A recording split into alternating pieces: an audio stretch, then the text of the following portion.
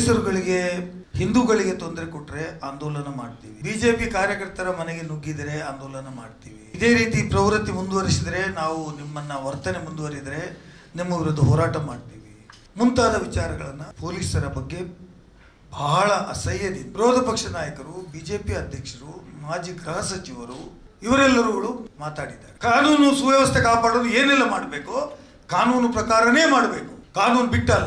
ಇವತ್ತು ಪೊಲೀಸರು ಕಾನೂನು ಪ್ರಕಾರ ತಮ್ಮ ಡ್ಯೂಟಿಯನ್ನ ಮಾಡಿದ್ರೆ ಅವರದು ಗುಂಡಾವರ್ತನೆ, ಅವರ ವಿರುದ್ಧ ಆಂದೋಲನ, ಅವರು ಏಕಪಕ್ಷೀಯ, ಅವರು ಆನೆ ಕುದುರೆ ಅಂತ ನಲಿದಾಡುವವರು, ಯಾರು ಮೇಲೆ ಸುಳ್ಳು ಕೇಸು ಹಾಕಿದ್ದಾರೆ ಹೇಳಿ ಅಶಾಂತಿ ಸೃಷ್ಟಿಸಲು ನೀವು ಎಲ್ಲಿಯ ಒಂದು ಕಡೆ ಇಂಡೈರೆಕ್ಟ್ಲಿ ಈ ತರ ಒಂದು ಪ್ರೋತ್ಸಾಹ ಕೊಡ್ತೀರಿ ಅಂತ ನಾನು ಹೇಳಲಿಕ್ಕೆ ಬಯಸ್ತೇನೆ. ಕರಾವಳಿಗೆ ಹಿಸ್ಟ್ರಿ ತಗೊಳ್ಳಿ, ಇವತ್ತು ಯಾವ ಪಕ್ಷಕ್ಕೆ ಎಷ್ಟು ಬೆಂಬಲ ಇತ್ತು ಅಂತ, ಮತ್ತೆ ನೀವು ಅಧಿಕಾರಕ್ಕೆ ಯಾವ ತರ ಬಂದಿರಿ, ಯಾವ ಉದ್ದೇಶದಿಂದ ಬಂದಿರಿ ಅಂತ ಹೇಳಿ ಕೂಡ ಹೇಳಿ.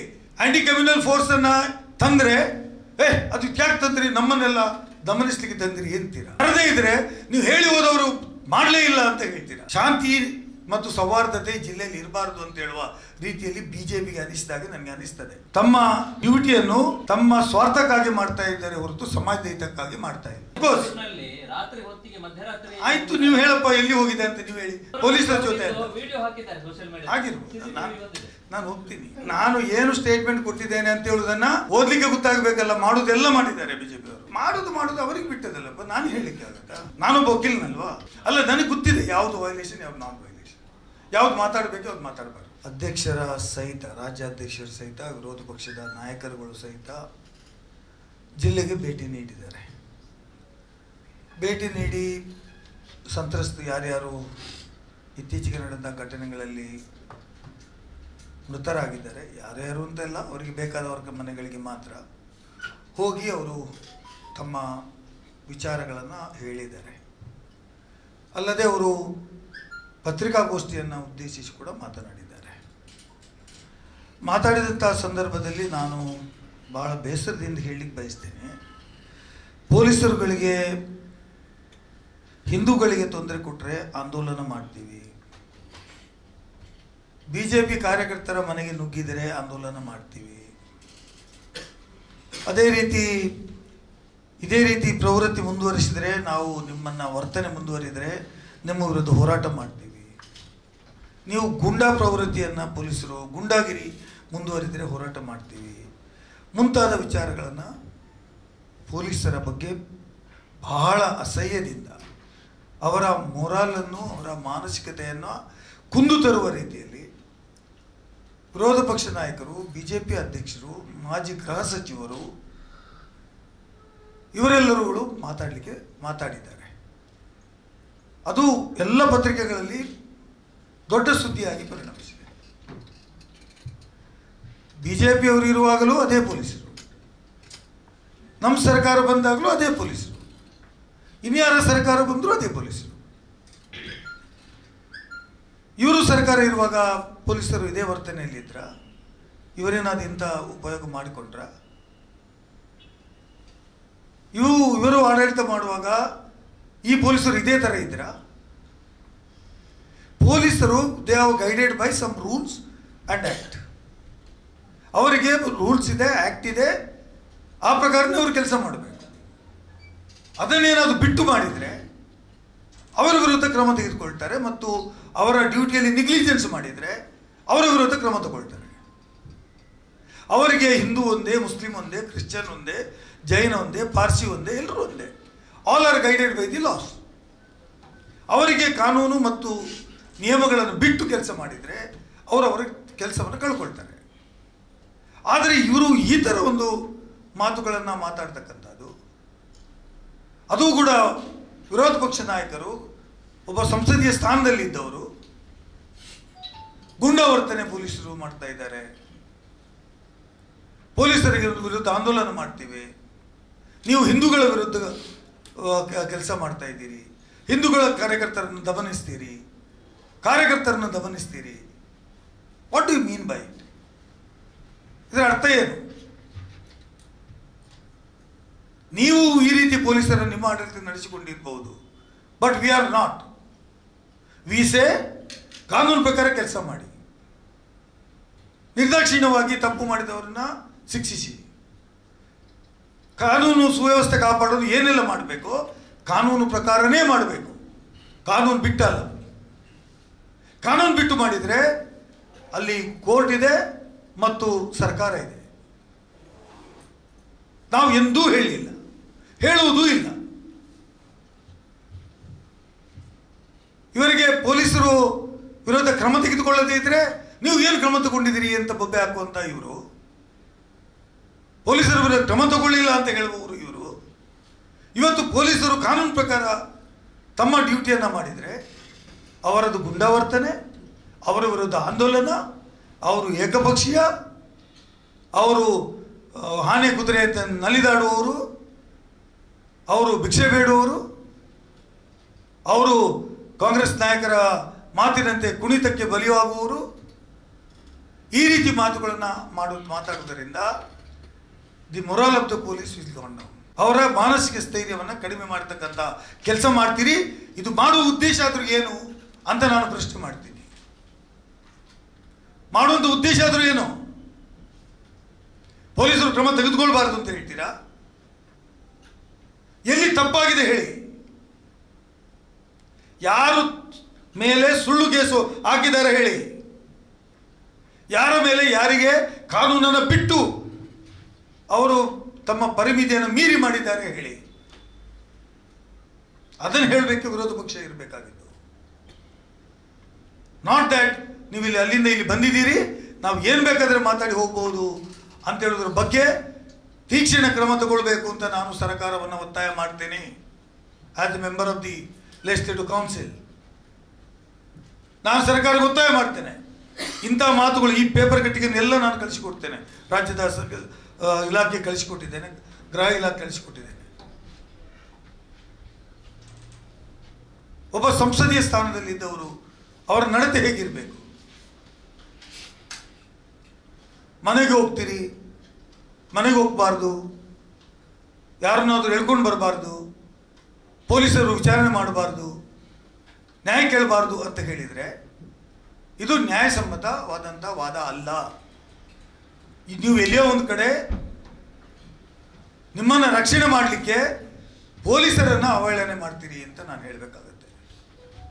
ಅಥವಾ ಸಮಾಜದಲ್ಲಿ ಅಶಾಂತಿ ಸೃಷ್ಟಿಸಲು ನೀವು ಎಲ್ಲಿಯೋ ಒಂದು ಕಡೆ ಇಂಡೈರೆಕ್ಟ್ಲಿ ಈ ಥರ ಒಂದು ಪ್ರೋತ್ಸಾಹ ಕೊಡ್ತೀರಿ ಅಂತ ನಾನು ಹೇಳಲಿಕ್ಕೆ ಬಯಸ್ತೇನೆ.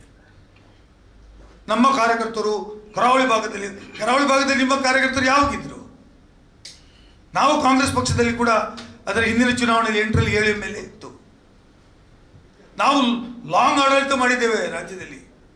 ಕರಾವಳಿಗೆ ಹಿಸ್ಟ್ರಿ ತಗೊಳ್ಳಿ ಇವತ್ತು, ಯಾವ ಪಕ್ಷಕ್ಕೆ ಎಷ್ಟು ಬೆಂಬಲ ಇತ್ತು ಅಂತ. ಮತ್ತು ನೀವು ಅಧಿಕಾರಕ್ಕೆ ಯಾವ ಥರ ಬಂದಿರಿ, ಯಾವ ಉದ್ದೇಶದಿಂದ ಬಂದಿರಿ ಅಂತೇಳಿ ಕೂಡ ಹೇಳಿ. ಯಾವ ವಿಚಾರ ಇಟ್ಕೊಂಡು ಬಂದಿರಿ ಹೇಳಿ. ನೀವು ನಮ್ಮ ಜೊತೆ ಸವಾಲಿಗೆ ಬನ್ನಿ. ಯಾವ ಅಭಿವೃದ್ಧಿ ಕಾರ್ಯಕ್ರಮದ ಮೂಲಕ ನಿಮಗೆ ಅತ್ಯಂತ ಹೆಚ್ಚು ಬೆಂಬಲ ಕರಾವಳಿಯಲ್ಲಿ ಬಂತು ಅಂತ ಹೇಳೋದ್ರ ಬಗ್ಗೆ ಚರ್ಚೆ ಮಾಡೋಣ. I am ready to come. ಅದನ್ನು ಬಿಟ್ಟು ಕ್ರಮ ತೆಗೆದುಕೊಂಡ್ರೆ ಪೊಲೀಸರನ್ನು ಬೈತೀರ, ತೆಗೆದುಕೊಳ್ಳದೇ ಇದ್ರೆ ಪೊಲೀಸರೇ ಇಲ್ಲ ಹೇಳ್ತೀರಾ, ಕಾನೂನೇ ಇಲ್ಲ ಹೇಳ್ತೀರಾ. ಈ ಎರಡೂ ನೀವು ಹೇಳಲಿಕ್ಕೆ ಬರೋದಿಲ್ಲ. It can not be accepted. ಇಲ್ಲಿ ಸರ್ಕಾರ ಇದೆ. ಆಂಟಿ ಕಮ್ಯುನಲ್ ಫೋರ್ಸ್ ಅನ್ನ ತಂದ್ರೆ ಅದು ಯಾಕೆ ತಂದ್ರಿ, ನಮ್ಮನ್ನೆಲ್ಲ ದಮನಿಸ್ಲಿಕ್ಕೆ ತಂದ್ರಿ ಅಂತೀರಾ. ತರದೇ ಇದ್ರೆ ನೀವು ಹೇಳಿ ಹೋದವರು ಮಾಡಲೇ ಇಲ್ಲ ಅಂತ ಹೇಳ್ತೀರಾ. ಅಂದ್ರೆ ನಿಮ್ಗೆ ಎಲ್ಲಿಯೋ ಒಂದು ಕಡೆ ಶಾಂತಿ ಮತ್ತು ಸೌಹಾರ್ದತೆ ಜಿಲ್ಲೆಯಲ್ಲಿ ಇರಬಾರ್ದು ಅಂತ ಹೇಳುವ ರೀತಿಯಲ್ಲಿ ಬಿಜೆಪಿಗೆ ಅನಿಸಿದಾಗ ನನಗೆ ಅನಿಸ್ತದೆ. ಬಿಜೆಪಿ ಪಕ್ಷಕ್ಕೆ ಇಲ್ಲಿ ಸದಾ ಗೊಂದಲ ಇರಬೇಕು, ಸದಾ ಒಂದಲ್ಲ ಒಂದು ದಿವಸ ಒಂದು ವಿಚಾರದಲ್ಲಿ ತಕರಾರು ಇರಬೇಕು. ಆ ಮೂಲಕ ತಮ್ಮ ಬೇಳೆಯನ್ನು ಬೇಯಿಸಿಕೊಳ್ಬೇಕು. This is not the intention of the government. ಸರ್ಕಾರದ ಉದ್ದೇಶ ಇಲ್ಲಿ ಶಾಂತಿ ಸೌಹಾರ್ದತೆ ನೆಲೆಸಬೇಕು. ಅದಕ್ಕೋಸ್ಕರ ಕಾಂಗ್ರೆಸ್ನ ಟೀಮ್ ಬಂತು, ತಾವು ಅವ್ರ ಜೊತೆ ಇಂಟರಾಕ್ಟ್ ಮಾಡಿದ್ರಿ ಇನ್ ಒನ್ ಪ್ಲೇಸ್ ಎಲ್ಲಿಯಾದರೂ. You have not blamed anybody, because ಆಗಿರ್ತಕ್ಕಂಥ ತಪ್ಪು ಮತ್ತೊಮ್ಮೆ ಮರುಕಳಿಸಬಾರ್ದು. ವಿಷಯ ಎಲ್ಲರೂ ಶಾಂತಿಯುತವಾಗಿರಬೇಕು. ನಿಮಗೆ ಯಾವ ಮೊರಾಲಿಟಿ ಇದೆ ಕಾನೂನು ಸೌಹಾರ್ದತೆ ಬಗ್ಗೆ ಮಾತಾಡಲಿಕ್ಕೆ? ಇವತ್ತು NIA ಅನ್ನ ನೀವು ಒಂದು ಕೇಸಿಗೆ ಅಪ್ಲೈ ಮಾಡಿದ್ರಿ, ಅವರು FI ಕಾರ್ಯಕರ್ತರು ಅಂತ ಹೇಳಿದ್ರಿ. Is it for only one case?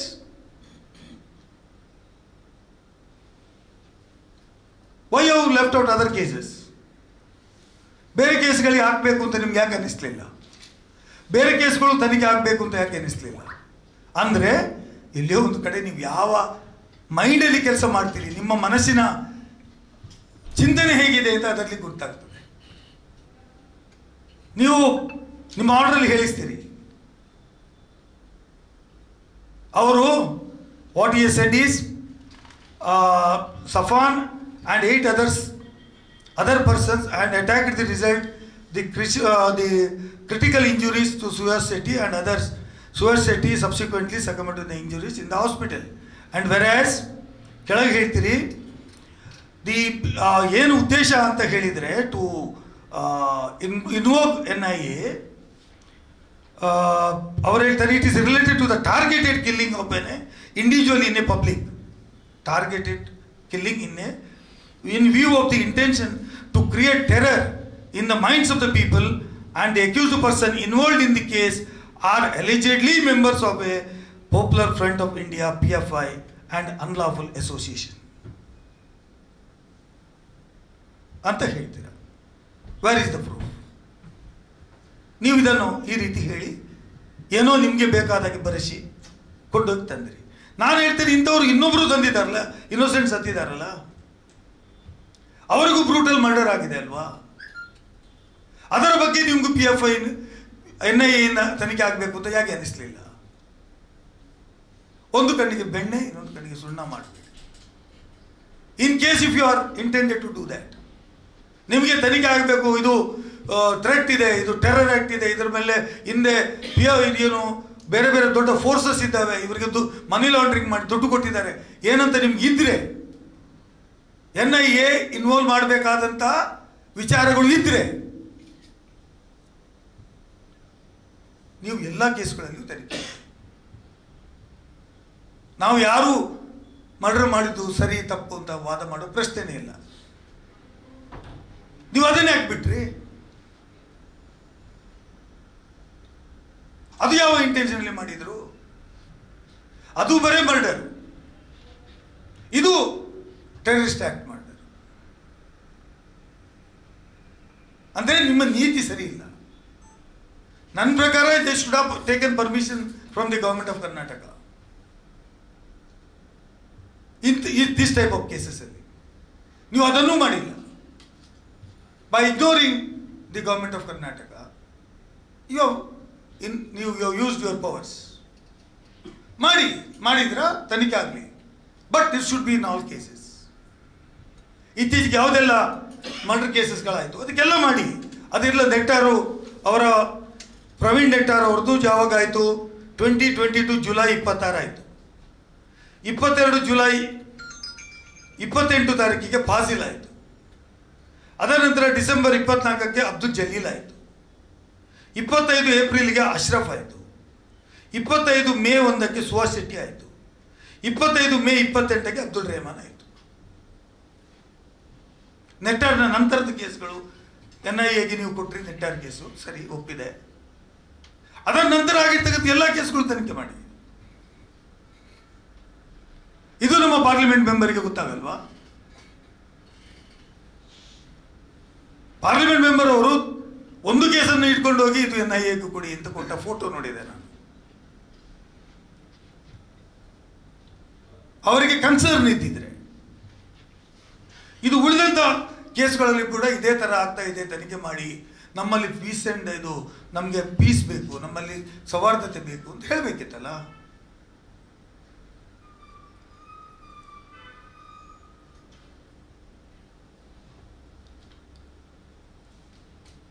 ಹಾಗಾಗಿ ನಾನು ಇವತ್ತು ವಿನಂತಿ ಮಾಡಿದೆ ನಮ್ಮ ಮೂಲಕ, ವಿರೋಧ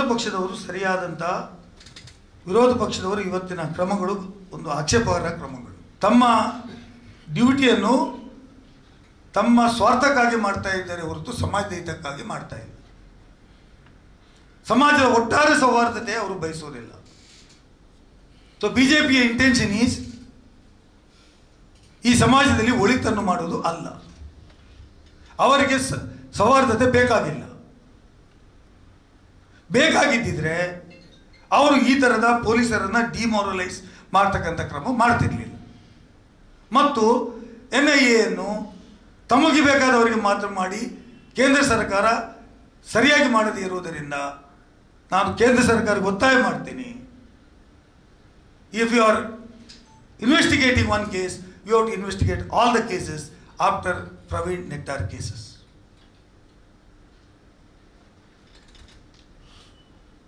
ಅದು ಮಾಡದೇ ಇದ್ರೆ ಇದು ಮಾಡುವುದು ಸರಿಯಲ್ಲ ಅಂತ ನನ್ನ ವಾದ. ಎಲ್ಲಿಯೋ ಒಂದು ಕಡೆ ನಾವು ಸಮಾಜದಲ್ಲಿ ತಮ್ಮ ಸ್ವಾರ್ಥಕ್ಕಾಗಿ ಮಾಡ್ತೀವಿ ಅಂತ ಒಂದು ಉದ್ದೇಶ ತೋರಿಸಿಕೊಡ್ತದೆ ಅಂತ ನಾನು ಹೇಳಲಿಕ್ಕೆ ಬಯಸ್ತೇನೆ. ಟೆರರ್ ಆಂಗಲ್ ಇದೆ ಅಂತ ಯಾರು ಹೇಳಿದ್ದು? ಸೋಸಿಟಿ ಕೇಸಲ್ಲಿ ಆದರೆ ಯಾರು ಹೇಳಿದ್ದು? ನಾವೇನಾದ್ರು ಹೇಳಿದ್ದೀವ? ಹೌದು, ಟೆರರ್ ಆಂಗಲ್ ಇದೆ ಅಂತ ಸೋಸಿಟಿ ಕೇಸಲ್ಲಿ ನಾವು ಹೇಳಿದ್ರ? ನಾವು ಹೇಳಿದ್ದೇವ?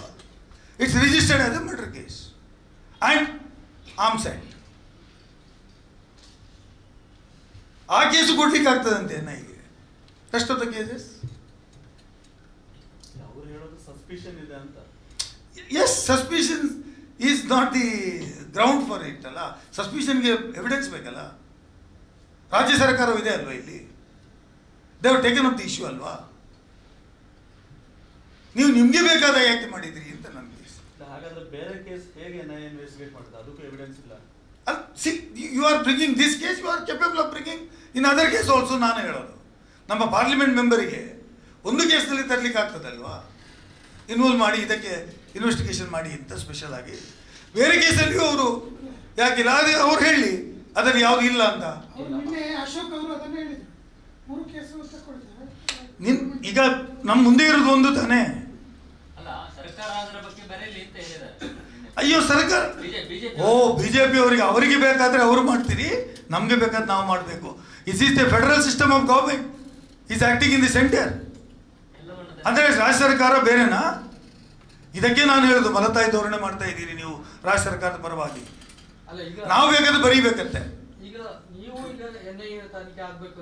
ನಾನು ಹೇಳೋದಿಲ್ಲ, ನಾವು ಹೇಳೋದೂ ಇಲ್ಲ. ಅಲ್ಲ, ನೀವು ತಂದಿದ್ದಕ್ಕೆ ನಾನು ಹೇಳೋದು. ಇಫ್ ಯು ಬ್ರಾಟ್ ಒನ್, ನಾನು ಇನ್ನೂ ಹೇಳ್ತಾ ಇದ್ದೀನಿ, ನಮಗೆ ನೀವು ಒಂದು ತಂದಿದ್ದೀರಿ, ಉಳಿದ ಕೇಸಿಗೆ ಏನು ಅಂತ ನಮ್ಮ ಪ್ರಶ್ನೆ ಅವರ ಹತ್ರ. ಮಾಡಿ, ಯು ಡೂ ಇಟ್. ಅಲ್ಲ, ಅವರು ಮಾಡ್ಲಿಕ್ಕೆ ಸಾಕತ್ತಿದೆ, ಸಪೋರ್ಟ್ ಮಾಡುವಂತ ಪ್ರಶ್ನೆ ಇಲ್ಲಿ ಬರ್ತದೆ. Whether it is supported by the government of Karnataka. ಅವರು ಬೇಕಾದಕ್ಕೆ ತಂದಿದ್ದಾರೆ. ನಮ್ದೇನು ಸಪೋರ್ಟ್ ಕೇಳಿದಾರ? ನಮ್ಮ ಒಪಿನಿಯನ್ ಕೇಳಿದಾರ? ಅಯ್ಯೋ ದೇವರೇ, ತಪ್ಪು ಅಂತಲ್ಲ, ನಿಮ್ ಬೇಕಾದಾಗೆ ತರ್ತೀರಿ ಅಂತ ನಾನು. ಮತ್ತೆ ನೀವು ಪೊಲೀಸರು ಹೇಳ್ತೀರಿ, ಮತ್ತೆ ಪೊಲೀಸರು ಪ್ರಯೋಜನ ಇಲ್ಲ ಅಂತೀರಿ. ವಿರೋಧನ ಪರ ಪ್ರಶ್ನೆ ಇಲ್ಲ. ಐ ಸೇ, ನೀವು ಒಂದಕ್ಕೆ ಕೊಟ್ಟದ್ದೇ ತಪ್ಪು. ಹಾಗಾಗಿ ನೀವು ಒಂದಕ್ಕೆ ಕೊಟ್ಟದ್ದೇ ತಪ್ಪಿರುವಾಗ ಇದರಲ್ಲಿ ಇದು ಅಟ್ರಾಕ್ಟ್ ಆಗ್ಲಿಕ್ಕೆ ನೀವು ಕೊಟ್ಟಂತ ರೀಸನ್ ಏನಿದೆ? ಯಾರು ಮರ್ಡರ್ ಮಾಡಿದ್ದಾರೆ ಅವರು PFI ಅವರ ಜೊತೆ ಶಾಮೀಲಿದ್ದಾರೆ ಅಂತ ನಮ್ಮ ಅನುಮಾನ ಇದೆ ಅಂತ ಹೇಳಿದ್ದಾರೆ. On what grounds? ಆಯ್ತು, ಅವರ ಮೇಲೆಯೂ ಸಂಶಯ, ನಿಮಗೆ ಸಂಶಯದಲ್ಲೇ ಮಾಡುವುದಲ್ವಾ? ಎಲ್ಲ ಕೇಸು ಮಾಡಿ, ಸೊ ಅದು ಎಲ್ಲಿ ಯಾರು ನೋಡೋಣ. RSO ಕೇಳಿದಾರಲ್ಲ, 3 ತಗೊಳ್ತೀವಿ. ಅವ್ರ ಸರ್ಕಾರ ಇದೆ. ನಮ್ಮ ಪಾರ್ಲಿಮೆಂಟ್ ಮೆಂಬರ್ ಒಂದನ್ನೇ ತಗೊಂಡು ಹೋಗಿದ್ದಾರೆ ಡೆಲ್ಲಿಗೆ. Take all the cases. ನೀವು ಪೊಲೀಸ್ದು ಮೊರಲ್ಗೆ ಹಾಗೆ ಧಕ್ಕೆ ಆಗ್ತದೆ ಅಂತಲೇ ಹೇಳಿ. ಈಗ ಹಿಂದೆ ಬಿಜೆಪಿ ಸರ್ಕಾರ ಇರುವಾಗ ಕಾಂಗ್ರೆಸ್ನವರು ಆರೋಪ ಮಾಡ್ತಾ ಇದ್ದಾರೆ ಅಂದ್ರೆ ಪೊಲೀಸ್ ಸ್ಟೇಷನ್ಗಳನ್ನ ಸಂಘ ಪರಿವಾರ RSS ಕಚೇರಿ ಮಾಡ್ತಾ ಇದ್ದಾರೆ.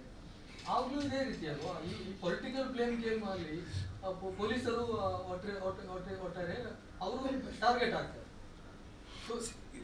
ನಾನು ಏನು ಹೇಳ್ತೀನಿ, ಅವರು ನಾವು ಯಾವುದಾದ್ರೂ ಒಂದು ಹೇಳಿದರೆ ಸ್ಪಷ್ಟವಾದಂಥ ಉದಾಹರಣೆ ಕೊಟ್ಟು ಹೇಳಿದ್ದೀವಿ. ಇದು ಏನಿಲ್ಲ, ನಿಮ್ಮ ಮನೆಗೆ ಹೋಗಬಾರ್ದಂತೆ, ಇನ್ವೆಸ್ಟಿಗೇಷನ್ ಮಾಡಬಾರ್ದಂತೆ. ಮಾಡಿದರೆ ಪೊಲೀಸರಿಗೆ ನಾವು ಬಿಡೋದಿಲ್ಲ, ಆಂದೋಲನ ಮಾಡ್ತೀವಿ ಅಂತ. ನಾನು ಹೇಳೋದು, ನೀವು ಯಾವುದಾದ್ರೂ ಒಂದು ಯಾರು ಇನ್ನೋಸೆಂಟನ್ನು ನಿಮ್ಗೆ ಹೇಳೋ ಜವಾಬ್ದಾರಿ ಇದೆ ಅಲ್ವಾ? ಆರೋಪ ಮಾಡೋದು ನಿಮ್ಮ ಕೆಲಸ ಅಲ್ಲಲ್ಲ. ಯು ಆರ್ ರೆಸ್ಪಾನ್ಸಿಬಲ್ ಪರ್ಸನ್ ಅಂತ ನಾನು ಆರೋಗ್ಯಕ್ಕೆ ಹೇಳೋದು, ಚೆಲುವಾದಿ ನಾರಾಯಣ ಸ್ವಾಮಿಗೆ ಹೇಳೋದು, ಮತ್ತು ವಿಜಯೇಂದ್ರ ರೆಡ್ಡಿಗೆ ಹೇಳೋದು. You give us proof. No ಯಾರನ್ನು ಅಂತ ಮೊನ್ನೆ ಯಾರ್ದು ನಾನು ಪತ್ರಿಕೆಯಲ್ಲಿ ಓದಿದ್ದು, ನಾನು ನಿಮಗೆ ಓದಿದ್ದು, ಸರ್ಚ್ ವಾರೆಂಟ್ ತಗೊಂಡು ಯಾರ್ದೋ ಮನೆಗೆ ಹೋಗಿ ಹುಡುಕಿದ್ರು ಅಂತ ನಾನು ನೋಡಿದ್ದೀನಿ. ನೀವು ಓದಿದ್ದೀರಿ, ನಿಮ್ಮ ಪತ್ರಿಕೆಯಲ್ಲಿ ಬಂದಿದೆ. ಇರ್ಲಿ, ಅಫ್ಕೋರ್ಸ್ ಆಯ್ತು. ನೀವು ಹೇಳಪ್ಪ ಎಲ್ಲಿ ಹೋಗಿದೆ ಅಂತ ನೀವು ಹೇಳಿ, ನಿಮ್ಗೆ ಗೊತ್ತುಂಟ? ಒಂದು ಎಕ್ಸಾಂಪಲ್ ಕೊಡಿ, ಒಂದು ಮನೆ ಹೆಸರು ಹೇಳಿ.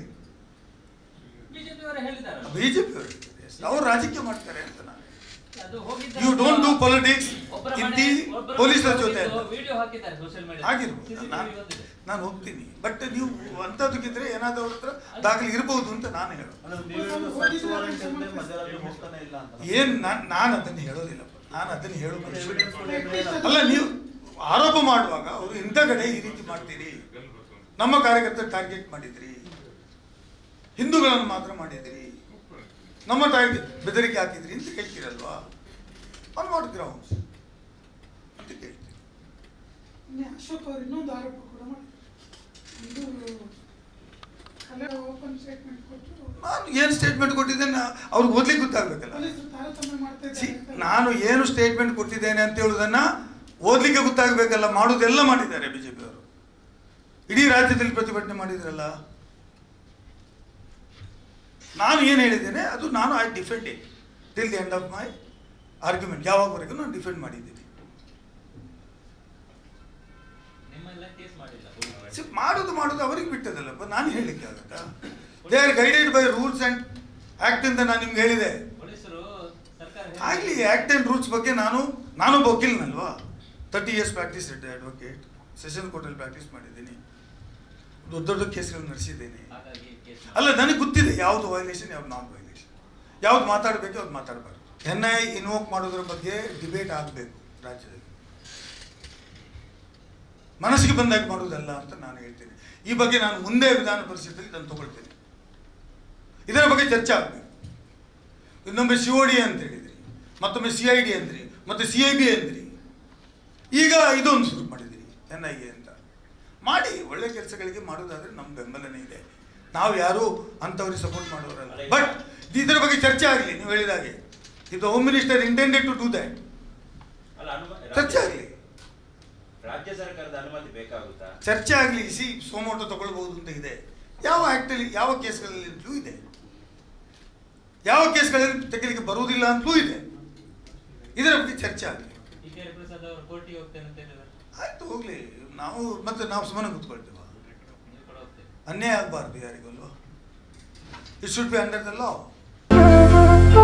ಅತ್ತೆ, ಇದು ನನ್ನ ಬರ್ಡೇ ಗಿಫ್ಟ್. ಇದೆಲ್ಲ ಜೀವನದಲ್ಲಿ ನನಗೋಸ್ಕರ ತಗೊಂಡ್ಬಂದಿದ್ದಾರೆ. ನಿನ್ ಮೇಲೆ ತುಂಬಾ ಚೆನ್ನಾಗಿ ಕಾಣುತ್ತೆ. ಇದು ತುಂಬಾ ಚೆನ್ನಾಗಿದೆ ಅಲ್ವಾ? ತುಂಬಾ ಚೆನ್ನಾಗಿದೆ.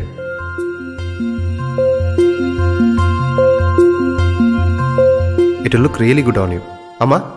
Huh? Mother is always son's first love.